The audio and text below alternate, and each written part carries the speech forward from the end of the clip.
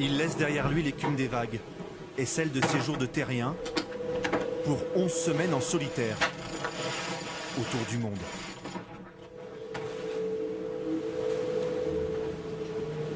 Sébastien Josse, 1m71, 74 kg, est à 41 ans l'un des favoris de ce 8e Vendée Globe.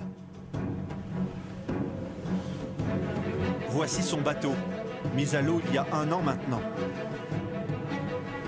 Un monocoque de 18 mètres de long, 5 mètres 70 de large, 29 mètres de hauteur, l'équivalent d'un immeuble de 10 étages. Un tour du monde, c'est avant tout une performance physique.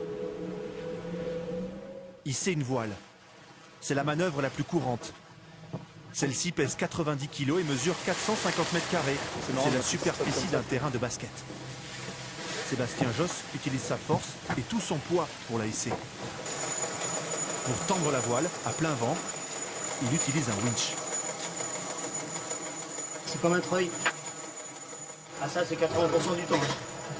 Un shadok, on tourne. Sébastien Josse a préparé son tour du monde avec de longues heures de natation et de musculation. L'idée est de reproduire toutes ces manœuvres de jour comme de nuit, dans n'importe quelle condition. C'est pas juste lever 90 kg. En salle, entre guillemets, c'est facile. Là, c'est en milieu instable. Donc le bateau, il bouge à droite à gauche. On jette un seau d'eau sur la tronche pendant ce temps-là. On est dans des cirés, donc on transpire énormément. Donc souvent, on se retrouve comme un cycliste qui a une fringale, avec les jambes molles, avec plus de jus. À bord, les manœuvres se reproduisent 2 à 3 fois par jour. Ainsi, sur l'ensemble du Vendée Globe, Sébastien Josse va soulever 20 tonnes de matériel.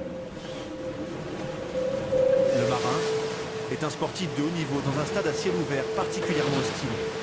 La vitesse de pointe du bateau est de 33 nœuds, 61 km/h. Il navigue sur un bateau incliné en moyenne à 25 degrés.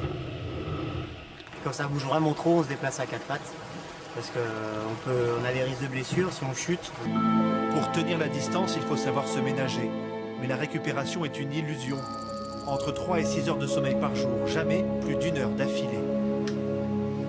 Il faut maintenir le cap, surveiller la météo, les objets flottants et les autres bateaux. Et puis, il y a ce bruit. Le vent dans les voiles, l'océan sur la coque du bateau. Un vacarme équivalent en décibels à celui d'une tondeuse à gazon. C'est hyper violent, c'est saccadé, c'est bruyant. Et même avec des boules caisses qui a un casque anti-bruit, ça passe pas. Parce qu'il n'y a pas. Dès qu'on arrive à se relâcher, 30 secondes, bam, c'est comme si on se prenait une claque. Donc il faut vraiment être crevé pour pouvoir dormir. Beaucoup d'efforts et peu de réconfort.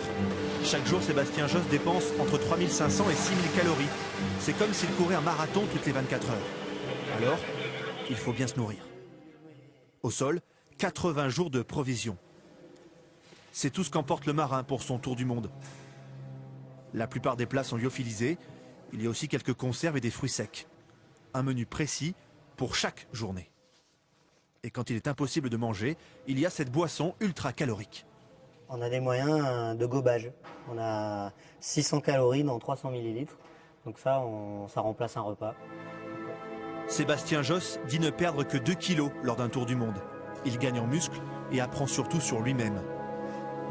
Dans le monde du sport, physiquement mais aussi mentalement, les marins n'ont pas d'équivalent.